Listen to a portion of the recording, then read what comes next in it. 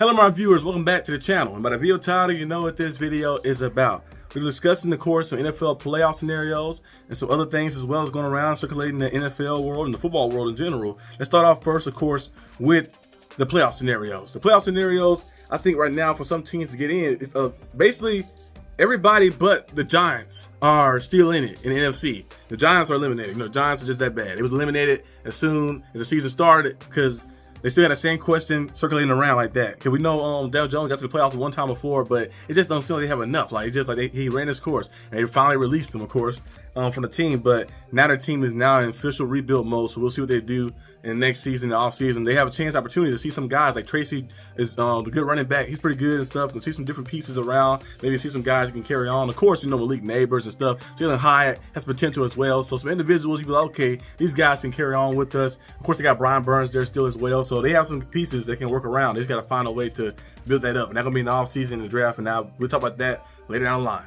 But besides them, everybody else in the NFC is still in it. Even the Panthers. The Panthers are still technically in it as well. You know, they had a few close games that came down to the wire. The Chiefs game came down to the wire, or they fell short. You know, a mishap that happened. And, of course, the Eagles game, the drop touchdown that Xavier Legette dropped. Other opportunities as well that they missed in that game. So they have opportunities to probably maybe go on a win streak a little bit, but they lost those few games. So they have a chance still. They need like a miracle to happen. They probably need like the Buccaneers to lose out. They would need the Bucs to lose out. They need the Falcons to lose out, and probably the Saints as well to lose out. Even though they beat the Saints once, so they probably need the Saints to lose a few games too as well. So they get an opportunity to get like in the playoffs and the opportunity and a chance for it. So they have a chance, but it's a lot of teams still circulating. There's only one team coming out the NFC South. They're going to be one of those teams who are winning division is coming out the NFC South, and no one else is coming out. Right now, the Buccaneers got the lead. As you guys know, before the season started, I picked the Buccaneers to win that division. Buccaneers are sitting at 7-6. They have a good hold. I think they should probably go out, probably finish around 10-7. You know, maybe 11-6, maybe, depending on what happens. But I think 10-7, they probably finish around that range, and you know, go on to the playoffs, and they can make some noise. You've seen what they did last year to the Eagles when they played them in the playoffs, and this year they put the Eagles in the regular season as well. For some reason, the Eagles cannot beat the Bucs, so I hope the Eagles did not see them. If the Eagles see them, it might be a little shaky for them and stuff. So we have to wait and see what happens. Also in the AFC East, the Cowboys had a chance. They're still in the playoff picture, but they need a miracle. They have a less than 1% chance to make the playoffs. The Cowboys had an opportunity on that game. You punt the ball instead of being, you know, a logical player, a smart player, focused. You thought like, well, when we played Washington Commanders, remember they did a little punt thing and we picked it up and we scored, and we had another opportunity. Remember Turpin scored a punt return, all the things that happened. I'm like, every game is different. Like Coach Tomlin was saying in the in-season Hard Knocks, he said every game is different. Because you score 40 in this game will not mean you're gonna have a high-scoring game in this game. You need to go out there and find the tone of the game and play that accordingly and find yourself to try to find a way to win. And that's why, you know, they still got a lot of wins, you know. And Coach Tomlin never had a losing season because he thinks like that. But you look at the Cowboys. Unlike Cooper Rush on 4th and 7, they had opportunity. And then when the Bengals took the lead, of course, with the little the turnover that happened, Jamar Chase getting a touchdown on the sideline, you had a chance for it. Had a chance. And what do Cooper Rush do? Instead of throwing the ball to CeeDee Lamb, who was one-on-one in the slot, one-on-one. He was in the slot or outside, but he was one-on-one. He beat the guy off the release and got open on the dig route, wide open. Instead of throwing the ball to him, you're going to throw a jump ball up to tight end. I don't care who's on my best player, CeeDee Lamb. If CeeDee Lamb is over there and it's 4th down, I'm going to him. If we don't get it, we just don't get it. I'm going to my best player. For some reason, Cooper Rush tried to throw it somewhere else, missed the guy, and he lost the game. You don't do risky throws in a situation like that on 4th down. Throw it to your guy. Now, if you threw the ball maybe like a little lower in a range of the tight end, he probably had a chance. But yeah, it was over. They are missing Dak Prescott a little bit. You can see. I know the fans might say what they want and like, oh, Dak suck and Dak is this and that. Cooper Rush is better. Cooper Rush is not that good. There's a reason Cooper Rush has been a backup for 8 years. Remember he's a free agent a few years back and no one called him but the Cowboys. So he had to come back to the Cowboys. He's not like that. He's not that good. Only people that adore him are some of the Cowboy fans that are delusional that think he's going to get better. He's been a backup for 8 years and he's going to stay a backup as well. Dak Prescott is your guy. And you had Dak Prescott in this game, you would have won this game because he would have been throwing that ball to CeeDee Lamb. He would have made plays. And he probably won a few games. He had Dak Prescott as well. So yeah, Dak is out for the rest of the year. You know, the Cowboys still got an opportunity and a chance maybe. They need a miracle to happen. They need the 49ers to lose out since the 49ers beat them. They need the Falcons to lose out since the Falcons beat them. Some other teams as well to lose out for them to get opportunity. And the Commanders will have to lose out as well. So I doubt the Cowboys make it. I think the Commanders are sitting at 8-5. They win another game. They win one, and the Cowboys and some other teams lose. They drop to 5-9. Yeah, he eliminated. So we'll see exactly. A lot of teams get eliminated.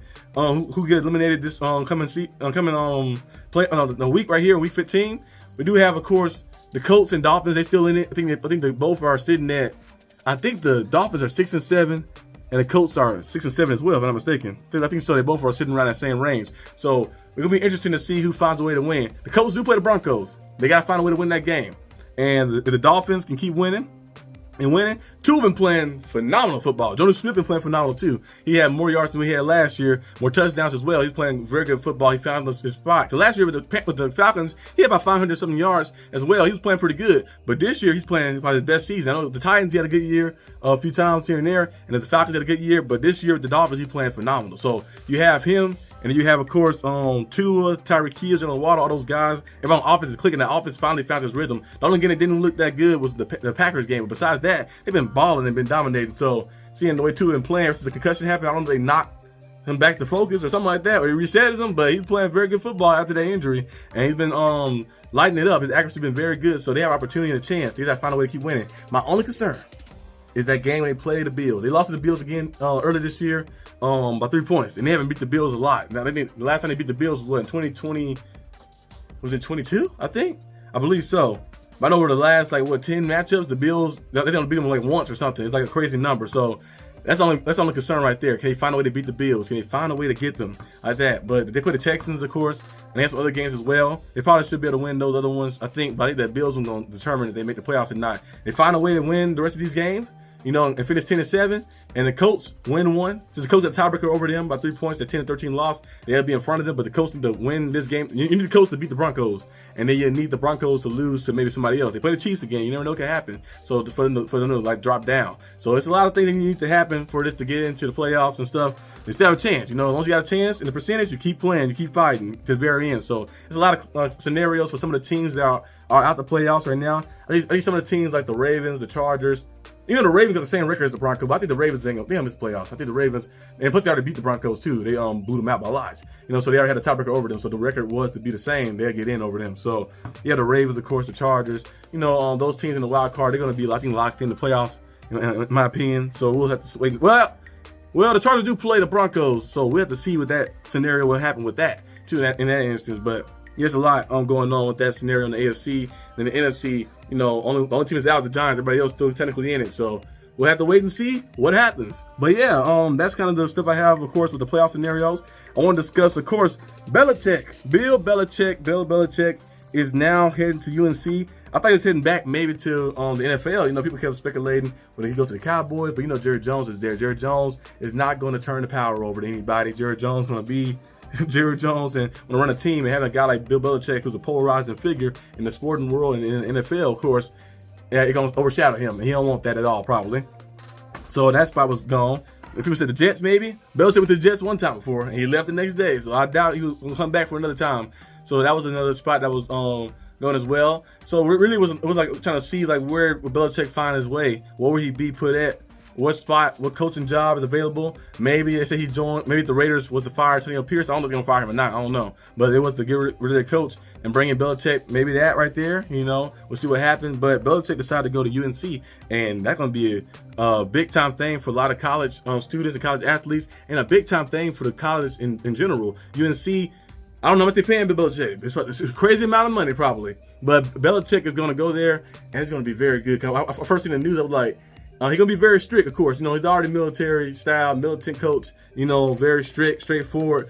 But he's going to draw in a lot of people. A lot of transfers going to draw into him because it's Coach Sanders, having Coach Sanders, we got to Jackson State, how he flipped Travis Hunter, a 5-star recruit, the #1 player in the nation, and then how he flipped a 5-star offensive lineman recruit as well and brought him to Colorado with them. So different opportunities like that. Coach Sanders, he had a very good career. Him and Terrell Owens, the only 2 players in NFL history to be first team All-Pro on 3 different teams. So having a guy like that, been to 1-2 Super Bowls, the stuff he did. Man scored a touchdown and hit a home run in the same week. Have a superb athlete like that, a polarizing figure, be the head coach, and you're like, oh shoot, he knows what it takes to get to the next level. So a lot of teams, a lot of players say, oh, let me go over here like this. But this right here is a little different, I think, having Belichick as the coach, because he's the coach. He knows what the coaches are looking for in that draft room, and he's been GM as well. He knows what they're looking for in the draft room as well. He's like, I was a GM for the Patriots for like 25 years, and I was the head coach of the Patriots as well at the same time. I know what exactly they're looking for, because I drafted the players, so I know what they're looking for. So having him be there for the students and for the athletes, he's gonna draw a lot of people in, because you know that the NIL deals be going crazy. They be offering, throwing all type of money at the children, and throwing lots of children. They're probably the same age as me or older than me, like that. But throwing all type of money at the different athletes and stuff, and they try to say, oh, I can give you $5 million, I give you this, I give you that, $3 million. I'll give you the new car and this right here, like that. Nick Saban with that Dodge Challenger, I get Dodge Challenger. I give you this right here, like that. But Nick Saban retired now after a long stint, of course, to Alabama and stuff. But Belichick having those 6 Super Bowls. Nick Saban was cool, of course, getting to the NFL, but he didn't have the NFL success. He was with the Dolphins. He was all right with the Dolphins, you know, but he kind of left and went back to the college space and dominated that. But Belichick dominated in the NFL.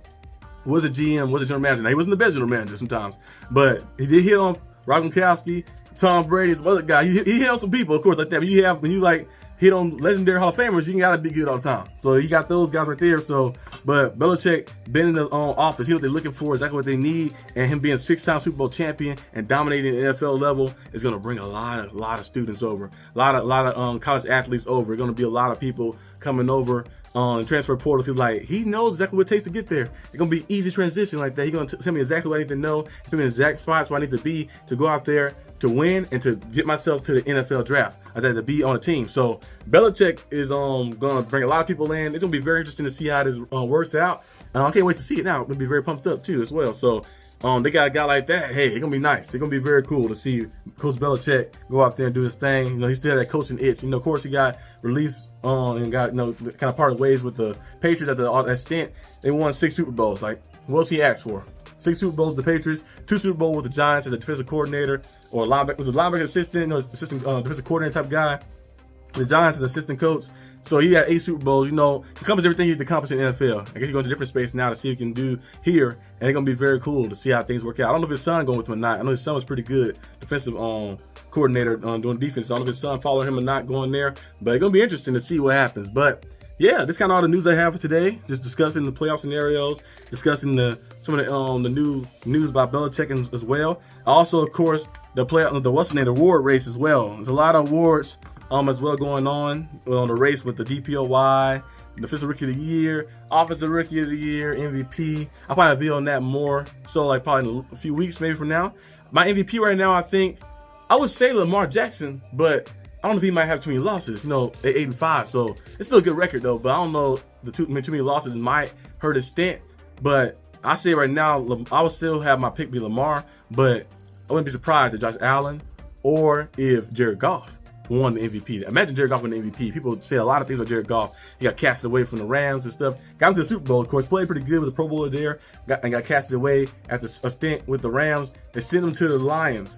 You know, the Lions didn't die. He came back leading the Lions like that. And now the Lions are doing some very, very good things right now. He's going out there and playing very good. And they're sitting at, 11-1, I think. So imagine he wins the MVP like that. Imagine that right there. That season right there for the Lions. The Lions quarterback winning MVP. I know Matthew Stafford played there, but he never had success that Jared Goff is having right now. And Jared Goff, don't act like Jared Goff just got thrown to anybody. Jared Goff got, of course, put out there. The Lions had a losing record. They built it up. Him and Coach Campbell, they built it up, and got to where they at right now. So, hey, it'll be very special. So he could be MVP, maybe. You never know. And then Defensive Player of the Year. It's a lot of names, of course, up there in the sacks and all that type of stuff. But TJ Watt, you know, you might say, well, he's biased at the Steelers stuff in the back. I'm a little biased probably. But TJ Watt, 9.5 sacks. You watch the game too, you get double team a lot. He get double team, triple team almost every play, and still got 9.5 sacks and still lead the league in forced fumbles. And I think he's if I'm not mistaken, I think he's up there. I don't know if he's number 1 or number 2 in tackle for losses. Up there too as well, still dominating. And about to have another season with 10 sacks again like that. You know, last year he had 19, of course.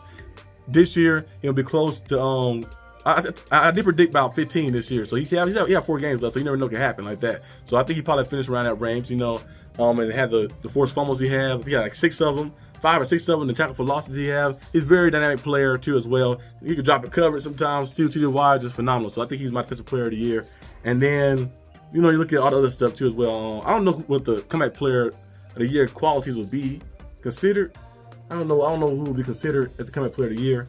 They're going by injury based, or they're going by like you sucked last year and you was good this year or something based, but we have to find out. But those come out MVP and Defensive Player of the Year. The Rookie of the Year, Offensive Rookie of the Year. It's probably Jaden Daniels, most likely. Probably Jaden Daniels. He's been doing a very good job. Brock Bowers. Well, it might be Brock Bowers, actually. Either Jaden Daniels or Brock Bowers. Those guys been playing very good football. Brock Bowers on the sorry team with the Raiders, but you know it's about his stats. It's not about the team's success. So I think he been playing some real good football, receptions and touchdowns and all that type of stuff. So he'll probably be there. And then Defensive Rookie of the Year.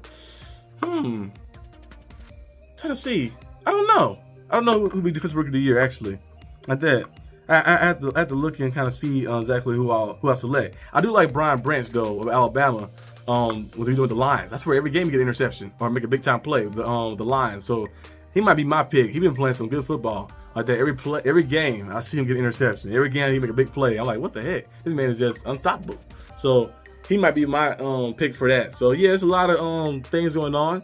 I hope you guys are enjoying this video. I know it's going a little long. Usually I have a video like around 7-8 minutes, but I'm talking about the football, getting pumped up. It's very fun talking football, talking sports and news.